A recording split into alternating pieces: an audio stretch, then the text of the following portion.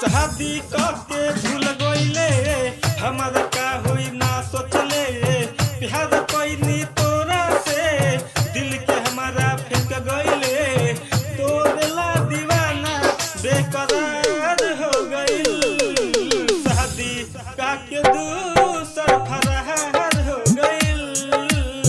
शादी करके दूसर फरार हो गईल रे शादी करके शादी करके दूसर फरार हो गई शादी करके दूसर फरार हो गई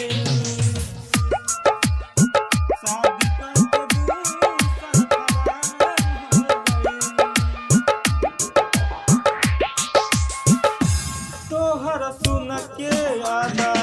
से जान हमके सुन के बुखार आइल बा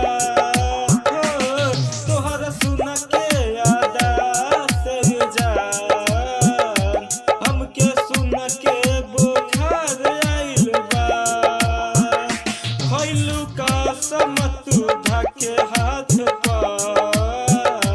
बात पहिले के याद आइल बा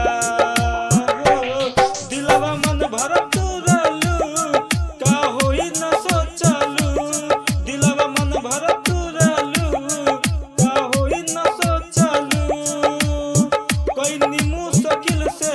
इंतजार न भइल शादी करके दूसर फरार हो गईल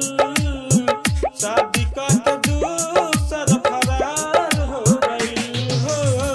शादी करके दूसर फरार हो गईल रे शादी करके दूसर फरार हो गईल शादी करके दूसर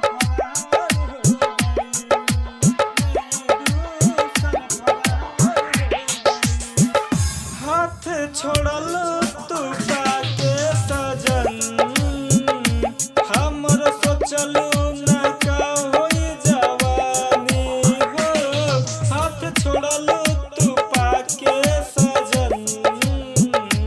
हमर सोचलू न का होई जवानी गोइलो फूल जैसा दिलवा तोड़ी साथ बचपन से कोइलो नादानी